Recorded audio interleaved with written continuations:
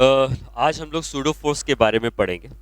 तो pseudo force होता क्या है? बेसिकली सूडो का मतलब इमेजिनरी होता है, मतलब जो एक्चुअली में एग्जिस्ट नहीं करता है, लेकिन फिर भी हम इसके बारे में क्यों पढ़ते हैं। जैसे हमको पता है कि दो तरीके के फ्रेम ऑफ रेफरेंस होते हैं। तो फ्रेम ऑफ रेफरेंस क्या होता है?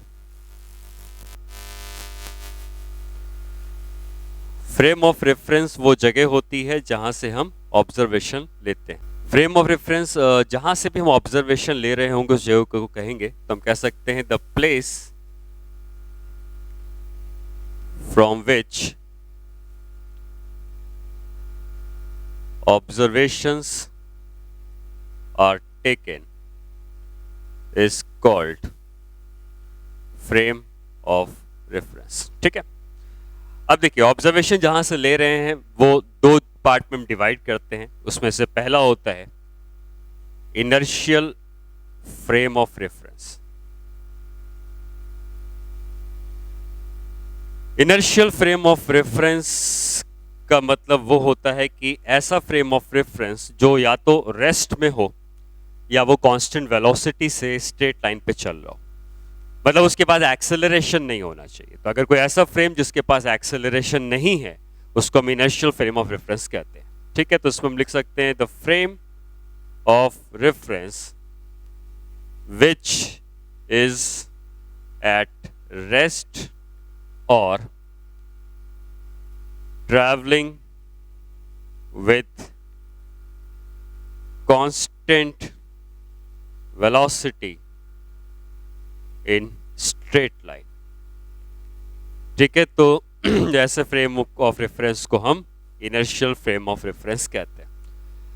और दूसरा होता है non inertial frame of reference. Non inertial frame of reference को शॉर्ट में हम NIFR कहेंगे। और एक ऐसा फ्रेम ऑफ रेफरेंस होगा जो एक्सेलरेट कर रहा है। अब एक्सेलरेशन दो तरीके से हो सकते हैं, या तो कोई भी जो रेफरेंस फ्रेम है वो स्ट्रेट लाइन पे चलते हुए अपनी स्पीड को बढ़ाने लगे या घटाने लगे तो उसके पास एक्सेलरेशन आ जाएगा, या वो जो फ्रेम ऑफ रेफरेंस है वो किसी कर्व के पाथ में चलने लगे तब भी उसके पास एक्सेलरेशन आ जाएगा। जो कर्व में चलने वाला पार्ट है वो सर्कुलर मोशन में हम पढ़ते हैं। फिलहाल आप ये मान के चलें कि अगर उसकी वेलोसिटी बदल रही है तो वो non inertial frame of reference है। और वेलोसिटी बदलने के दो तरीके हो सकते हैं, या तो स्ट्रेट लाइन पे चलते हुए उसकी स्पीड बदलने लगे तब भी उसकी वेलोसिटी बदल जाएगी, या अगर वो अपने डायरेक्शन को बदलने लगे मोशन करते हुए तब भी उसकी वेलोसिटी बदल जाएगी। तो एक्सेलरेटेड फ्रेम जो होते हैं उनको non inertial frame of reference कहते हैं। ठीक है, तो हम ये लिख सकते हैं कि frame of reference which are accelerating are non inertial frame of reference. ठीक है, अब जो न्यूटन लॉज ऑफ मोशन है, जो भी हमने तीन लॉज पढ़े हैं, NLM are applicable only from inertial frame of reference. मतलब आप जब भी इनर्शियल फ्रेम ऑफ रेफरेंस से ऑब्जर्वेशन लेते हैं तभी आप न्यूटन के तीन लॉज लगा सकते हैं। अगर आप non inertial frame of reference से ऑब्जर्वेशन ले रहे हैं और आपने न्यूटन लॉज ऑफ मोशन लगाया तो जो रिजल्ट आएगा वो गलत आएगा। तो एक सवाल ये पूछा जाता है कि जो हम लोग अर्थ में हैं तो अर्थ एक इनर्शियल फ्रेम है या नॉन इनर्शियल फ्रेम है?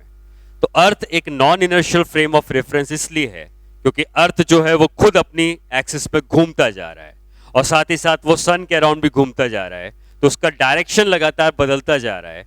डायरेक्शन के बदलने से एक्सेलरेशन आ जाता है, और अगर एक्सेलरेशन आ जाता है तो अर्थ जो है वो non inertial frame of reference है।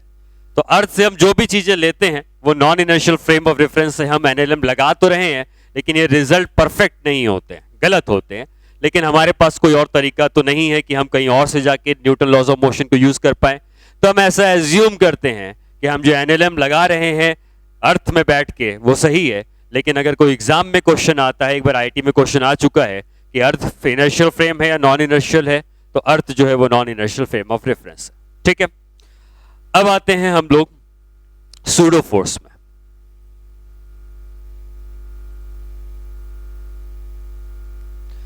सूडो फोर्स को समझने के लिए मान लेते हैं कि एक लिफ्ट है और इस लिफ्ट में हमने एक स्ट्रिंग की हेल्प से इस मास को हैंग कर दिया, ठीक है। अब ये लिफ्ट ऊपर की तरफ एक्सेलरेट कर रही है। एक मैन है जो लिफ्ट के अंदर खड़ा है, एक मैन है जो ग्राउंड में खड़ा है। ग्राउंड रेस्ट में है, हम ये मानते हैं, और जो लिफ्ट है वो ऊपर की तरफ एक्सेलरेट कर रही है, तो मैन भी ऊपर की तरफ एक्सेलरेट कर रहा है। जहां तक फोर्सेस की बात है, तो फोर्सेस जो होते हैं वो फ्रेम ऑफ रेफरेंस पर डिपेंड नहीं करते। इसका मतलब ये रहा कि अगर किसी ब्लॉक का मास m है तो उसके ऊपर mg का वेट ये लिफ्ट वाला भी बताएगा, mg का वेट ये भी बताएगा। तो जो भी फोर्स होते हैं वो हर फ्रेम ऑफ रेफरेंस से सेम आते हैं, फोर्स अलग अलग नहीं आ सकते। तो अब अगर ये दो चीजें हैं तो हमें दोनों से कहा गया कि क्या क्या फोर्स लग रहे हैं। तो जो मैन लिफ्ट के अंदर है या जो मैन चलो पहले ग्राउंड में है, वो ग्राउंड में खड़ा हुआ मैन, इसका अगर फ्री बॉडी डायग्राम बनाएगा तो क्या क्या फोर्स लगाएगा ग्राउंड में खड़ा हुआ मैन। तो ग्राउंड से अगर फ्री बॉडी डायग्राम बनाते हैं, मान लो ये लिफ्ट जो है ग्लास की बनी हुई है, तो ये मैन जब इस ब्लॉक को देखेगा तो उसका मास अगर m का है तो ऑब्वियसली एक mg का फोर्स नीचे लगाएगा, और रस्सी है तो रस्सी में टेंशन का फोर्स ऊपर लगाएगा। तो ये दो फोर्स वो लगा रहा होगा, और ग्राउंड वाले को ये दिखेगा कि लिफ्ट ऊपर जा रही है तो ये ब्लॉक भी उसको ऊपर जाते हुए दिखेगा, और एक्सेलरेशन ए है तो ए के एक्सेलरेशन से ही दिखेगा। तो वो इक्वेशन बनाएगा t minus m g is equal to m into a, या t की वैल्यू वो लिखेगा mg प्लस ma। अब जैसा मैंने आपको बताया कि ग्राउंड एक इनर्शियल फ्रेम ऑफ रेफरेंस है, तो ये मैन जो भी देखेगा रेस्ट से खड़ा हुआ देख रहा है, तो हम मान के चलेंगे कि जो उसकी इक्वेशन है वो सही है। अब अगर सेम इक्वेशन बनाता है लिफ्ट वाला, तो लिफ्ट वाले को क्या क्या फोर्सेस दिखेंगे। जो मैन लिफ्ट के अंदर है ऑब्वियसली इस रस्सी की टेंशन टी उसको दिख ही रही होगी, और उसको वेट mg का भी दिख रहा होगा, ठीक है। लेकिन लिफ्ट वाले मैन को ये ब्लॉक चलता हुआ नहीं दिखेगा, लिफ्ट वाले मैन को ब्लॉक एक ही जगह पर हैंग करता हुआ दिखेगा। और अगर लिफ्ट वाले मैन को ये ब्लॉक एक ही जगह हैंग करता हुआ दिखेगा तो वो कहेगा कि जो t है वो mg के बराबर है, उसके अकॉर्डिंग टेंशन और mg एक दूसरे के इक्वल होने चाहिए। तो जो लिफ्ट वाला मैन है उसके अकॉर्डिंग t mg के बराबर है, लेकिन जो ग्राउंड वाला मैन है वो उसके according t mg plus ma के बराबर है। फोर्स जो होता है उसकी कई सारी वैल्यूज नहीं हो सकती हैं। फोर्स जैसे मैंने कहा कि कहीं से भी देखते हो फोर्स की वैल्यू हमेशा सेम आनी चाहिए। तो टेंशन की वैल्यू ग्राउंड वाला कहता है इतनी है, लेकिन टेंशन की वैल्यू लिफ्ट वाला कहता है इतनी है, तो दोनों में से एक ही सही हो सकता है, क्योंकि एक ही फोर्स की दो वैल्यूज अलग अलग आए ये पॉसिबल नहीं है। तो कौन सही होगा, जो ग्राउंड वाला है वो सही होगा, जो लिफ्ट वाला है वो गलत होगा। क्यों? क्योंकि ये फ्रेम है इनर्शियल फ्रेम ऑफ रेफरेंस और ये है non inertial frame of reference, ठीक है। तो हम ये कहेंगे कि जो लिफ्ट वाले ने इक्वेशन बनाई है वो गलत बनाई है। अब लिफ्ट वाला ये कहेगा कि मुझे अपनी इक्वेशन को सही करना है, तो क्या करना होगा। तो जो लिफ्ट वाले को अपनी इक्वेशन को सही करना है, लिफ्ट एक नॉन इनर्शियल फ्रेम है लेकिन तब भी उसको अपनी इक्वेशन को सही करना है। लिफ्ट वाला जो न्यूटन लॉज ऑफ मोशन लगा रहा है उससे उसका आंसर गलत आ रहा है, तो उसको अपनी इक्वेशन को सही करना है। तो उसको अपनी इक्वेशन को सही करने के लिए एक इमेजिनरी फोर्स लगाना पड़ता है, जिसको हम कहते हैं सूडो फोर्स। वो जो सूडो फोर्स लगाएगा तब भी उसकी इक्वेशन सही हो पाएगी। तो अब देखिए सूडो फोर्स होता क्या है।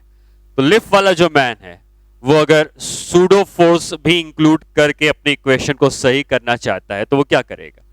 वो ये कहेगा कि लिफ्ट वाले मैन को टेंशन टी ऊपर दिखती थी, बिल्कुल। लिफ्ट वाले मैन को mg का फोर्स भी नीचे दिखता था, वो भी सही है, ये दोनों तो फोर्स दिखते ही दिखते थे।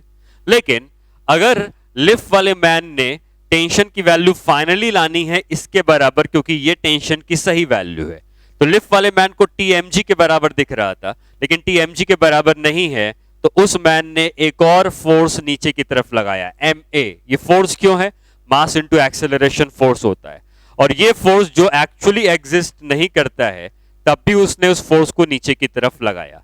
और ऐसा लगाने के बाद लिफ्ट वाला कहेगा कि भाई मुझे ये रेस्ट में दिख रहा है, ब्लॉक चलता हुआ नहीं दिख रहा है। तो इक्वेशन अब क्या बनाएगा कि टी ऊपर है, mg नीचे है और ma भी नीचे है, तो t की वैल्यू mg प्लस ma के बराबर आ जाएगी और ये इक्वेशन करेक्ट हो जाएगी। तो इस इक्वेशन को करेक्ट करने के लिए, इस इक्वेशन जो t इक्वल टू mg थी ये गलत थी, इसमें ma और जोड़ना था, तो ये जो फोर्स उसने अपने मन से जोड़ा है इस फोर्स का नाम ही होता है सूडो फोर्स, ठीक है। ये एक इमेजिनरी फोर्स होता है, एक्चुअल में ये एग्जिस्ट नहीं करता है।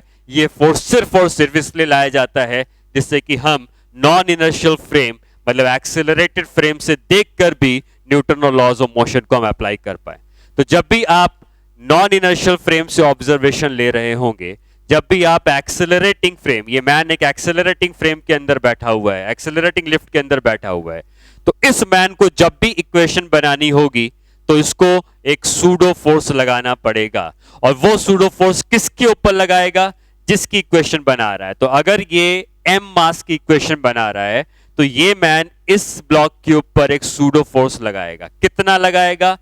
जिसको देख रहा है उसका मास, और मैन जिस एक्सेलरेशन से चल रहा है, क्योंकि लिफ्ट ए से चल रही है तो मैन भी ए से चल रहा है, तो मैन अगर ए से ऊपर जा रहा है तो सूडो फोर्स लगाएगा m इंटू ए का। डायरेक्शन जिस तरफ मैन एक्सेलरेट कर रहा है उसके अपोजिट डायरेक्शन में उसको सूडो फोर्स लगाना है। ठीक है, तो सूडो फोर्स कितना लगाना होता है?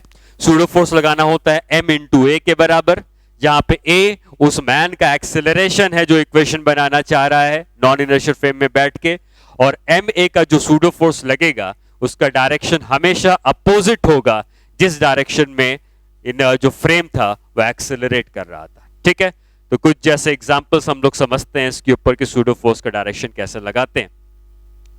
मान लो मैं आपसे कहता हूं कि यहां पर एक इंक्लाइन प्लेन है और यहां पे एक ब्लॉक। अगर मैंने इस इंक्लाइन प्लेन को इस तरफ एक्सेलरेट करवा दिया और मैं तुमसे कहूं कि तुम्हें इक्वेशन जो बनानी है वो इस इंक्लाइन प्लेन के ऊपर बैठ के ही बनानी है, मतलब तुम भी इस इंक्लाइन प्लेन के ऊपर बैठे हो, तो इंक्लाइन प्लेन एक्सेलरेट करेगा तो तुम भी एक्सेलरेट करोगे, और अगर तुम भी एक्सेलरेट करोगे तो अगर मैं तुमसे सिर्फ ये पूछूं कि इस m मास के ऊपर सूडो फोर्स लगाना होगा तो कितना सूडो फोर्स लगेगा? क्योंकि ये इंक्लाइन प्लेन ए से जा रहा है तो तुम भी ए से जा रहे हो, तो सूडो फोर्स लगेगा m इंटू ए के बराबर, और इस सूडो फोर्स का डायरेक्शन होगा जिस डायरेक्शन में ओरिजिनल एक्सेलरेशन था उसके अपोजिट डायरेक्शन पे। तो बाकी जो फोर्सेस लग रहे हैं वो तो लग ही रहे होंगे, मैं फिलहाल सूडो फोर्स की बात कर रहा हूं कि सूडो फोर्स का डायरेक्शन किस तरफ होगा। सूडो फोर्स का डायरेक्शन एक्सेलरेशन के अपोजिट होगा और सूडो फोर्स की वैल्यू होगी m इंटू ए के बराबर। ठीक है, सिमिलरली मान लेते हैं कि एक कोई कार्ट है और ये कार्ट के अंदर एक मैन बैठा हुआ है और ये कार्ट इस तरफ एक्सेलरेट कर रही है। ठीक है, तो तुम इस कार्ट के अंदर बैठे हो तो भाई तुम भी एक्सेलरेट करोगे। यहां पर एक ब्लॉक हो गया, पुलिस से बांधकर ये दूसरा ब्लॉक यहां आ गया। अब अगर ये दो ब्लॉक्स हैं, इस ब्लॉक का मास m1 का है, इस ब्लॉक का मास m2 का है, तो अगर आप इस कार्ट के अंदर बैठ के मोशन को देखेंगे तो आपको ये नॉन इनर्शियल फ्रेम कहा जाएगा, क्योंकि एक्सेलरेट कर रहा है तो सूडो फोर्स लगाना पड़ेगा। इसके ऊपर सूडो फोर्स लगेगा m2a का, इसके ऊपर सूडो फोर्स लगेगा m1a का। डायरेक्शन किधर होगा?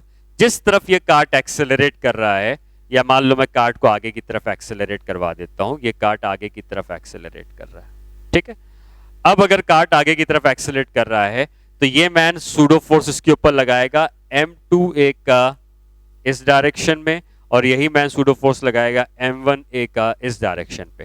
तो m1 वाले मास को देखा, ये ब्लॉक का मास m1 है, m1 वाले ब्लॉक को देखा तो सूडो फोर्स m1a का लगाया, m2 वाले ब्लॉक को देखा तो m2a का लगाया।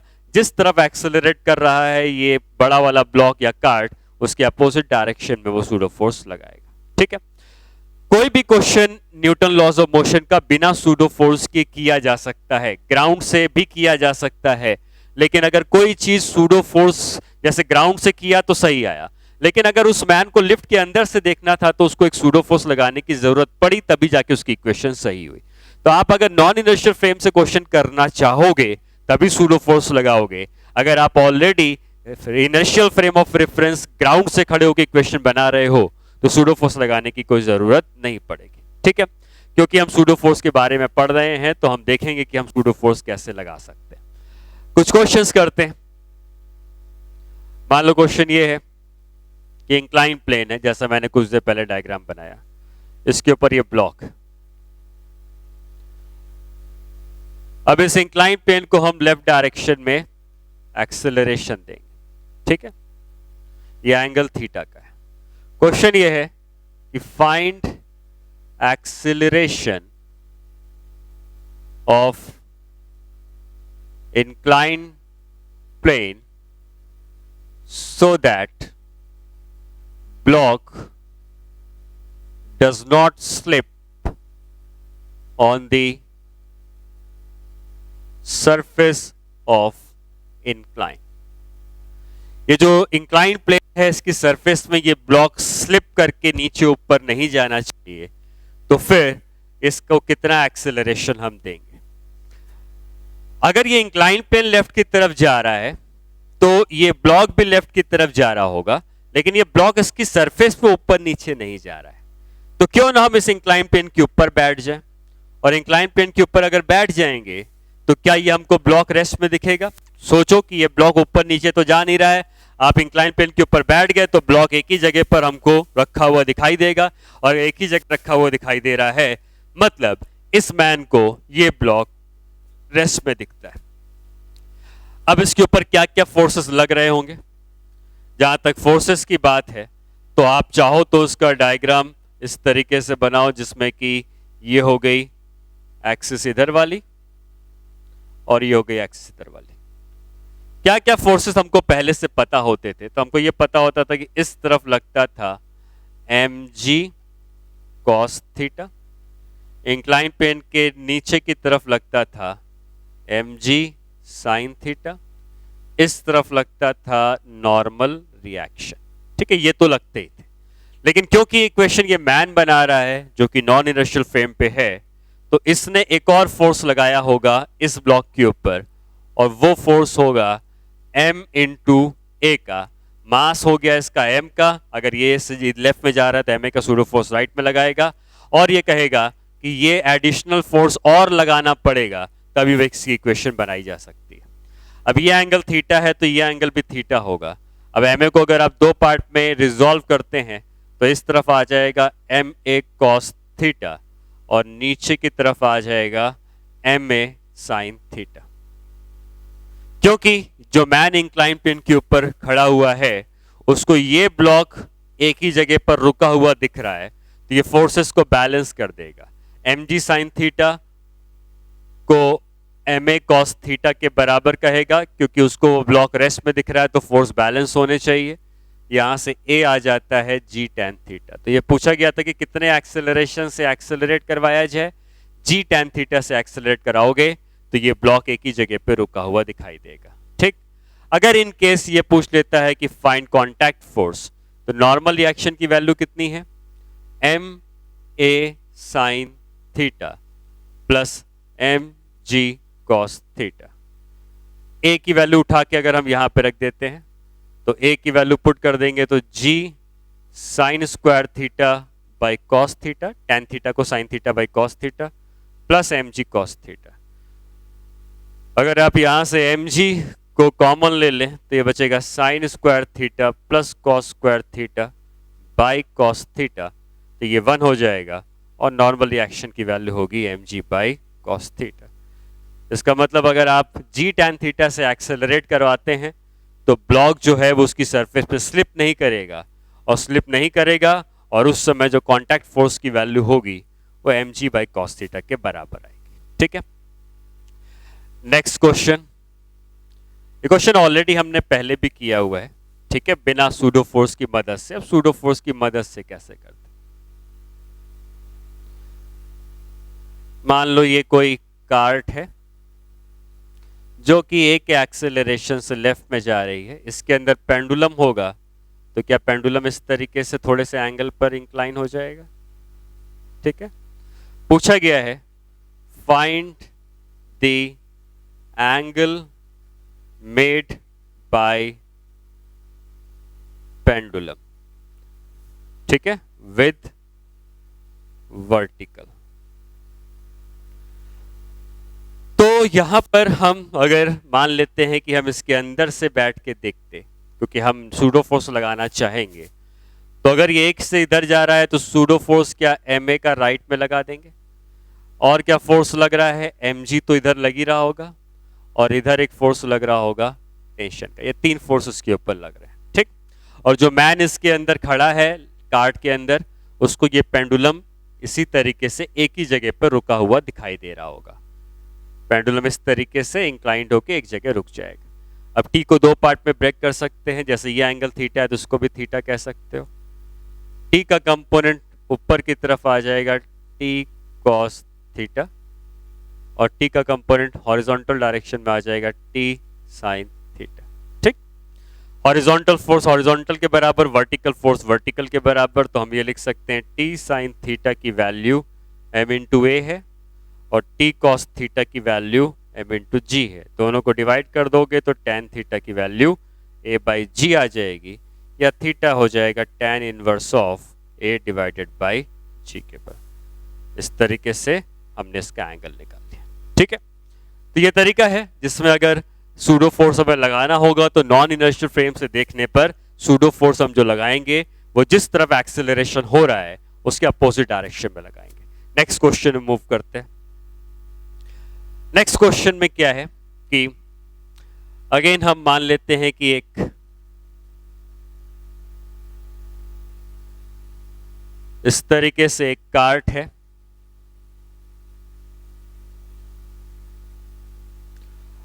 और इसको हमने दो ब्लॉक्स इसके ऊपर रख दिए हैं। एक ब्लॉक इधर है और एक ब्लॉक इधर। ठीक है, इस ब्लॉक का मास है m1 का, इस ब्लॉक का मास है m2 का, और कहीं पे कोई फ्रिक्शन नहीं है। तो अगर हम ऐसे ही छोड़ देंगे तो ये ब्लॉक गिर जाएगा, ये ब्लॉक नीचे आएगा, ये ब्लॉक आगे जाएगा और ये गिर जाएगा। हम चाहते हैं कि ये ब्लॉक ना गिरे, तो ऐसा करने के लिए हमने इसको एक एक्सेलरेशन राइट में दे दिया। ठीक, तो क्वेश्चन ये है कि find the acceleration of cart so that small blocks do not slip on its surface। ठीक है, ये छोटे ब्लॉक उसकी सरफेस पर स्लिप ना करें तो कितना एक्सेलरेशन हमें इसको देना पड़ेगा। तो आप ये कह सकते हो कि अगर हम इस कार्ट के अंदर बैठ के देखते और ये दोनों ब्लॉक अगर स्लिप नहीं कर रहे होते, अगर स्लिप नहीं कर रहे होते इसकी सरफेस में, तो ये जहां पर हैं वहीं पर रुके हुए दिखते। किसको रुके हुए दिखते? जो मैन इसके अंदर खड़ा है उसको ये दोनों रुके हुए दिखते, क्योंकि ये ब्लॉक अगर सरफेस में नहीं बढ़ रहा है तो यहीं रुका हुआ दिखेगा, ये ब्लॉक भी नीचे नहीं आ रहा तो यहीं रुका हुआ दिखेगा। लेकिन ऐसा करने के लिए हमें लगाना पड़ेगा सूडो फोर्स।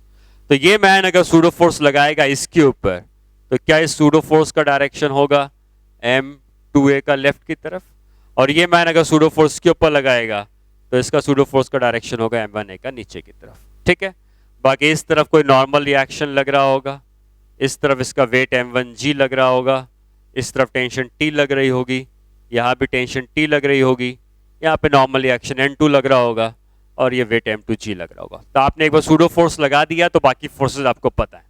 अब इस मैन को ये भी रुका हुआ दिखता है, ये भी रुका हुआ दिखता है, तो जब ये मैन को ये रुका हुआ दिख रहा है तो इधर के फोर्स बैलेंस, इधर के फोर्स बैलेंस। तो अगर हम हॉरिजॉन्टल फोर्स को खाली कंसीडर करते हैं तो क्या ये लिख सकते हैं T is equal to m2a, T इधर और m2a इधर, तो T को m2a के बराबर कर देगा। और जब यही मैन इसको देखेगा तो वर्टिकल फोर्स भी बराबर है, हॉरिजॉन्टल भी बराबर है। हम वर्टिकल को वाले को सिर्फ कंसीडर करें तो क्या ये कहेगा कि T जो है वो m1g के बराबर है। अब अगर T दोनों ही हैं तो दोनों को आपस में इक्वेट करके m2a is equal to m1g कर सकते हैं, या a की वैल्यू आ जाएगी m1 plus by m2 multiplied by gravity. इतना एक्सेलरेशन अगर हम इस बड़े वाले कार्ड को दे देंगे तो ये छोटे वाले दोनों ब्लॉक अपनी जगह से स्लिप करना बंद कर देंगे। ठीक है, अच्छा, अब अगर आप इतना एक्सेलरेशन नहीं देते हैं, इससे ज्यादा देते हैं या इससे कम देते हैं, अगर इससे ज्यादा एक्सेलरेशन दे दोगे तो ये वाला ब्लॉक अब पीछे की तरफ स्लिप करने लगेगा। ठीक है, और अगर हम इसको कम एक्सेलरेशन देंगे तो ये नीचे आने लगेगा और ये राइट में जाने लगेगा। ये वो एक्सेलरेशन है जिस एक्सेलरेशन में ये दोनों ब्लॉक अपनी जगह पे स्लिप करना बंद कर देंगे। एक्सेलरेशन और बढ़ा दोगे और तेजी से ले जाओगे तो ये पीछे जाने लगेगा, ये ऊपर जाने लगेगा, और अगर हम इससे एक्सेलरेशन धीमा कर देंगे तो ये नीचे और ये आगे जाने लगेगा। ठीक है, अब अगर ऐसा ही एक क्वेश्चन हम लोग से पूछा जाता जिसमें मान लो ये कहा जाता कि if acceleration of cart is more than what was found in last problem and is equal to a naught, then find the accelerations of blocks with respect to cart. अब इस प्रॉब्लम पे थोड़ा ध्यान देने की जरूरत है। पिछले केस में हमसे कहा गया कि हम इस कार्ट को कितना एक्सेलरेशन दें जिससे कि ब्लॉक स्लिप ना करे, वो हमने निकाल लिया। लेकिन कहता है कि अब हम उससे भी ज्यादा एक्सेलरेशन दे रहे हैं, और अगर उससे ज्यादा एक्सेलरेशन देंगे और उस एक्सेलरेशन जो दिया गया उसकी वैल्यू ए नॉट के बराबर है, तब ये वाला ब्लॉक लेफ्ट डायरेक्शन में स्लिप करने लगेगा, ये ऊपर जाने लगेगा। तो वही मैन जो कार्ट के अंदर बैठा था उसको कितना एक्सेलरेशन इन दोनों ब्लॉक का दिखेगा। तो जो मैन कार्ट के अंदर, उसको ऐसा लगेगा कि ये इधर ये ऊपर जा रहा है, ये इधर, तो ऐसे मोशन करते हुए दोनों दिखेंगे। और अगर इस तरह दिखेंगे तो ये कितने एक्सेलरेशन से इधर जा रहा होगा, ये कितने एक्सेलरेशन से इधर जा रहा होगा, निकालना होगा। ना बिकॉज आपको दिया है कि इसका एक्सेलरेशन खुद का ए नॉट का है, तो यहाँ पे m2 ए नॉट आ जाएगा, यहाँ पे m1 ए नॉट आ जाएगा, ठीक। और अब हम ऐसा मानते हैं कि ये ब्लॉक ऊपर जा रहा है, तो ये किसी एक्सेलरेशन ए से जा रहा होगा और ये भी किसी एक्सेलरेशन ए से जा रहा होगा। तो ये ए निकालना बाकी रह गया कि कितने एक्सेलरेशन से ऊपर और कितने एक्सेलरेशन से लेफ्ट में जा रहा है, ठीक। बाकी आपको फ्री बॉडी डायग्राम बना हुआ है। अब अगर ये इस तरफ जा रहा है तो इधर इसको जो फोर्स ले जा रहा है वो m2 ए नॉट ले जा रहा है, और इधर जो फोर्स रोक रहा है वो t रोक रहा है, लेकिन जा वो लेफ्ट की तरफ रहा है इससे। तो क्या इक्वेशन बनाएंगे, m2 a not minus t is equal to m2 into acceleration a, क्योंकि इक्वेशन ये मैन बना रहा है जो कार्ट के अंदर है, तो एक्सेलरेशन जो आएगा a वो भी कार्ट के ही रेस्पेक्ट में आएगा। और वही हमसे पूछा भी गया है कि विद रेस्पेक्ट टू कार्ट क्या है। तो कार्ट में बैठे हुए आदमी ने बनाया m2 a not minus T is equal to m2 into a, और वही कार्ट में बैठे हुए मैन ने जब इसको देखा तो ये ऊपर की तरफ जाते हुए दिख रहा है कि एक्सेलरेशन से ऊपर का फोर्स लग रहा है t, नीचे का फोर्स लग रहा है m1g, क्योंकि ऊपर जा रहा है तो t minus m1g is equal to m1 into acceleration a के बराबर। तो क्या इक्वेशन बना देगा, t minus m1g is equal to m1 into acceleration a. दोनों को ऐड करते हैं तो m2 a not minus m1g is equal to m1 plus m2 into a. तो यहां से आ जाएगा m2 a not minus m1g divided by m1 plus m2 is equal to acceleration. तो ये वो एक्सेलरेशन है जिससे ये दोनों ब्लॉक्स उस कार्ट में बैठे हुए मैन को चलते हुए दिख रहे होंगे, ठीक है। तो वही हमसे पूछा गया था, वो हमने निकाला।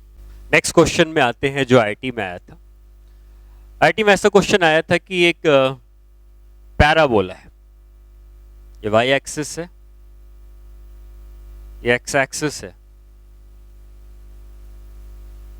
और ये कोई पैराबोला है। इसकी इक्वेशन दी थी y is equal to x square, ठीक है।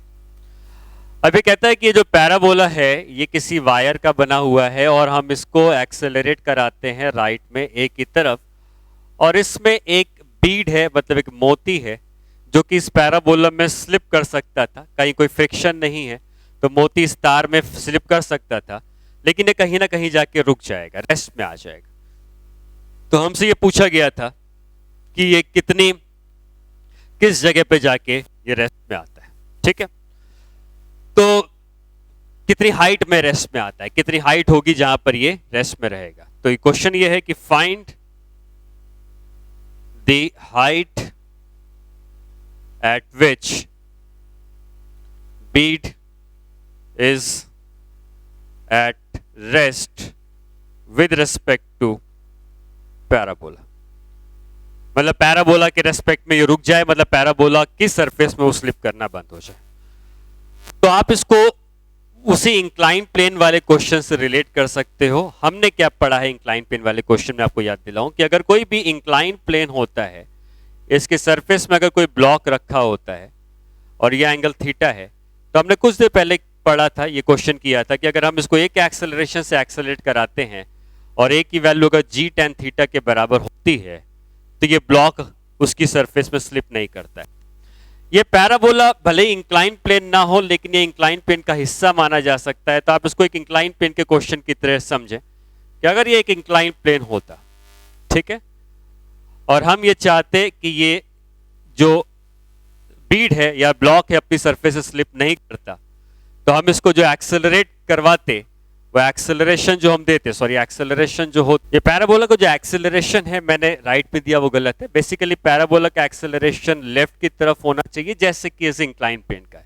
और अब हम चाहते हैं कि ये बीड अपनी जगह पे स्लिप ना करे वैसे ही जैसे ये ब्लॉक स्लिप नहीं कर रहा था। तो आप ये मान सकते हो कि अगर मैंने इसको एक स्ट्रेट लाइन खींचकर टेंजेंट बनाकर एक इंक्लाइन प्लेन बना दिया तो जो आंसर उसका था वही आंसर इसका होगा। तो एक्सेलरेशन की वैल्यू जो आनी चाहिए वो जी टेन थीटा के बराबर आनी चाहिए। ठीक, अब टेन थीटा होता क्या है? तो किसी भी कर्व के लिए अगर हम ये एक टेंजेंट बनाते हैं, जो स्लोप में हमने ऑलरेडी पढ़ा था, स्लोप ऑफ द कर्व, तो कोई भी कर्व का जो टेंजेंट होता है अगर उसने एंगल थीटा बनाया होता है तो इस टेन थीटा को हम क्या कहते हैं? टेन थीटा को हम स्लोप कहते हैं। और स्लोप निकालने का एक और तरीका था जो हमने डिफरेंशिएशन में पढ़ा था, वो होता है dy by D x. Maximum minimum आपको बताया था कि स्लोप को हम dy बाई डी एक्स भी बोलते हैं।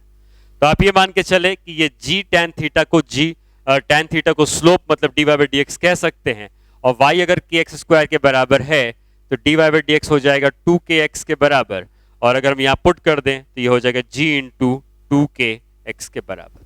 ठीक, तो x की वैल्यू कितनी आ गई? x की वैल्यू आ जाएगी a अपॉन 2gk। मतलब हमें ये पता चल गया कि ये x कोऑर्डिनेट कितना है, ये x कोऑर्डिनेट हो गया, हमको पता चल गया।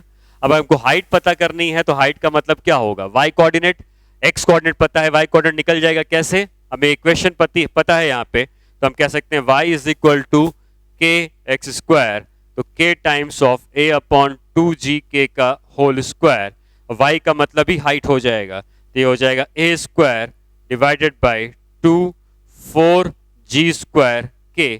ये वो हाइट होगी जिस हाइट पे जाके वो रेस्ट में आएगा। मतलब ये रहा कि अगर कोई क्वेश्चन पैराबोला के लिए पूछ लेता है तो वो इंक्लाइन प्लेन की ही तरह है, एक्सेलरेशन जी टैन थीटा का ही होता है, tan theta dy by D x होता है, y की वैल्यू पता है, dy बाई डी एक्स निकाल लोगे, dy बाई डी एक्स की वैल्यू निकालने के बाद यहाँ पे पुट कर दोगे, और x अगर पता चल जाएगा तो y भी आप पता लगा सकते हो। ठीक है, ओके, नेक्स्ट प्रॉब्लम में आते हैं। इसके बाद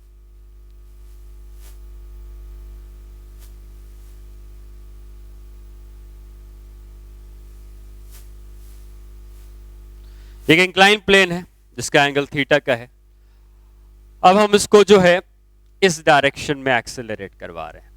ठीक है, अभी तक हम इसको लेफ्ट में कराते थे, ये क्वेश्चन थोड़ा अलग है, इसको राइट में एक्सेलरेट करा रहे हैं। और क्वेश्चन ये है कि हम इसको राइट में अगर एक्सेलरेट करवा रहे हैं तो आप खुद सोच सकते हो कि अगर मैं इस बड़े वाले ब्लॉक को, इंक्लाइन प्लेन को बहुत तेजी से ले जाऊं तो क्या नीचे गिर जाएगा फ्री फॉल करता हुआ?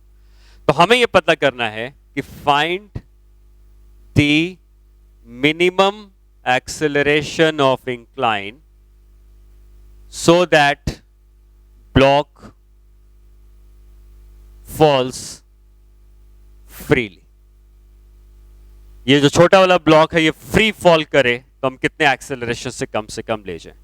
तो आपको जैसे पता ही है कि यहां पे लग रहा होगा नॉर्मल रिएक्शन, इस तरफ हम लगा देंगे mg cos थीटा, ठीक है, इस तरफ फोर्स लगता है mg sin थीटा का, और क्योंकि ma का फोर्स एक्सेलरेशन लेफ्ट में है तो अगर हम सूडो फोर्स लगाएंगे तो ma का फोर्स राइट में आना चाहिए।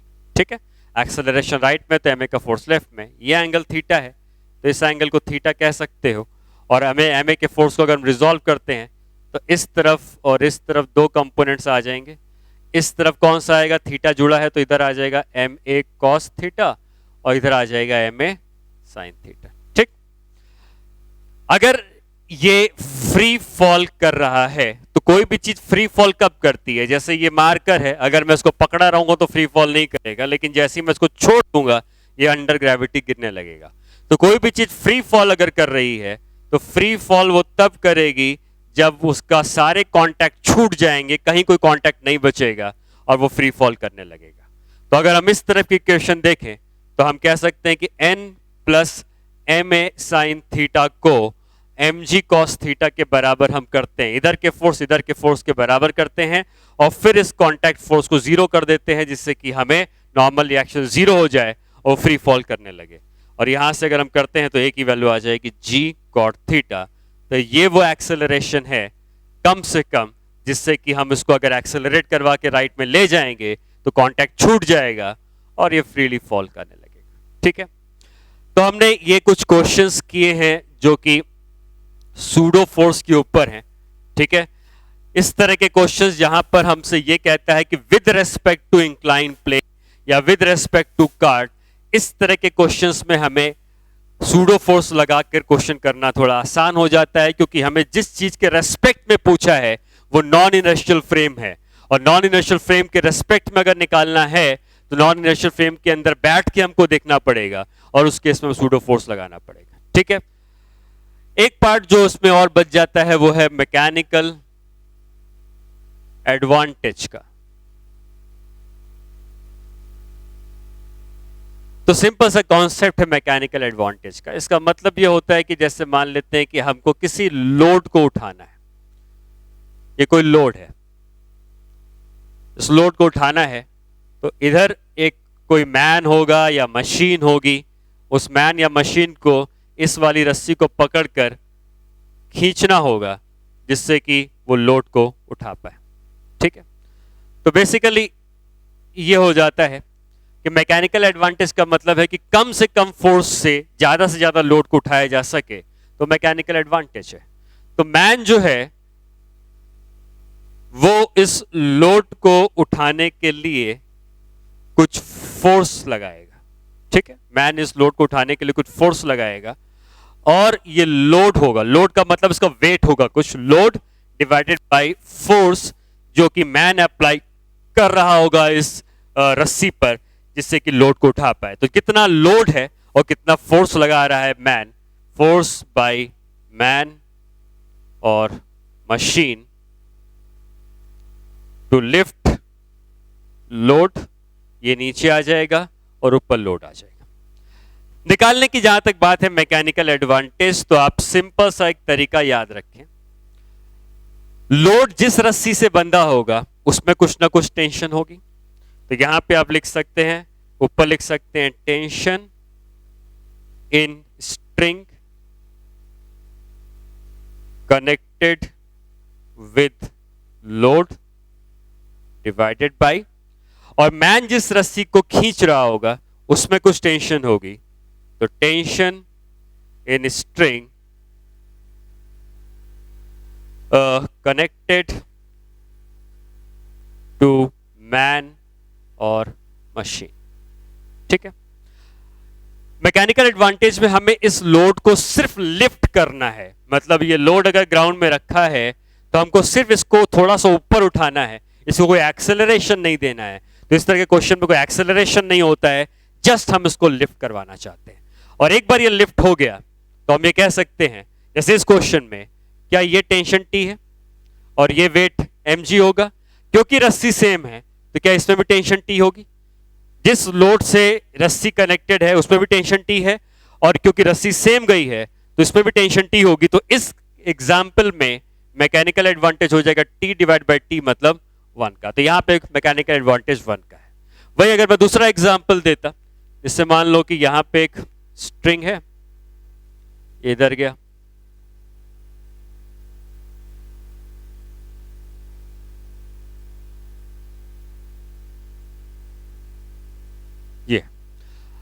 ये लोड है जिसको उठाना है, ये मैन है जो फोर्स लगाएगा। तो किसी भी एक रस्सी में आप टेंशन टी मान लीजिए, किसी में भी मान लो मैं कहता हूं इसमें टेंशन टी है तो इसमें भी टेंशन टी है, इसमें भी टेंशन टी, क्योंकि पूरी रस्सी सेम है और इन दोनों में टी है तो क्या इसमें टेंशन 2t हो जाएगी। और अब हमें मैकेनिकल एडवांटेज निकालना है तो मैकेनिकल एडवांटेज क्या हो जाएगा, लोड वाली रस्सी ये रही इसमें टेंशन 2t है, मैन वाली रस्सी ये रही इसमें टेंशन t है, तो मैकेनिकल एडवांटेज 2 के बराबर हो जाएगा। ठीक है, तो आपको किसी भी डायग्राम में बस यही कंसीडर करना है कि मैन जिस रस्सी को खींच रहा है उसमें क्या टेंशन है और लोड जिस रस्सी से बंधा हुआ है उसमें क्या टेंशन है। अगर उन दोनों की टेंशन्स आपको पता है तो आप मैकेनिकल एडवांटेज निकाल सकते हो। एक और एग्जांपल मैं बता देता हूँ, ये रहा रस्सी, ये मैन है जो खींचना चाहता है। अगर इसमें टेंशन टी मैं मानता हूँ तो इसमें भी टी होगा, इसमें भी टी, इसमें भी टी और इसमें भी टी, क्योंकि ये पूरी रस्सी सेम है तो हर जगह टी की टेंशन रहेगी। और अगर इन दोनों में टी है तो यहाँ 2t आ जाएगा, और इन दोनों में टी है तो यहाँ भी 2t आ जाएगा। तो लोड जिससे कनेक्टेड है उसमें टेंशन कितनी है, उसमें टेंशन है 4t के बराबर, और मैन जिसको खींच रहा है वो टेंशन t है, तो ये मैकेनिकल एडवांटेज 4 के बराबर आएगा। ठीक है, तो इस तरीके से मैकेनिकल एडवांटेज आप किसी भी क्वेश्चन में निकाल सकते हो। इसमें एक्सेलरेशन नहीं होता है, सिर्फ लोड को लिफ्ट करना होता है विथ कांस्टेंट वेलोसिटी और ऑलमोस्ट जीरो वेलोसिटी। ठीक है, अब जो पार्ट बच जाता है न्यूटन लॉज ऑफ मोशन में वो है वेरिएबल मास सिस्टम का। आईआईटी में ऐसा डायरेक्टली ये पार्ट नहीं है, आईआईटी के सिलेबस में वेरिएबल मास सिस्टम नहीं दिया रहता है, लेकिन हाँ जैसे मैंने पहले भी कहा है कि क्वेश्चन पूछा जा सकता है इनडायरेक्टली, क्योंकि आपको बेसिक नॉलेज अगर है तो आप क्वेश्चन कर सकते हो। तो ठीक है, आप उसके लिए क्वेश्चन करोगे। नीट के सिलेबस में है वेरिएबल मास सिस्टम, आईआईटी में डायरेक्टली नहीं है, लेकिन हाँ नेक्स्ट क्लास में हम लोग वेरिएबल मास सिस्टम के बारे में पढ़ेंगे। फिर ये पढ़ेंगे कि वेरिएबल मास सिस्टम कहाँ यूज होता है। जैसे रॉकेट होता है तो रॉकेट का फ्यूल जब बर्न करता है तो इसलिए रॉकेट ऊपर की तरफ उड़ता है, ऊपर की तरफ प्रोजेक्ट होता है, उसका एक्सेलरेशन होता है, तो कैसे उसमें वेरिएबल मास सिस्टम का यूज आता है। ठीक है, तो अगली क्लास में वेरिएबल मास सिस्टम करके हम इस एनएलएम के चैप्टर को खत्म करेंगे और फिर उसके बाद हम लोग फ्रिक्शन को स्टार्ट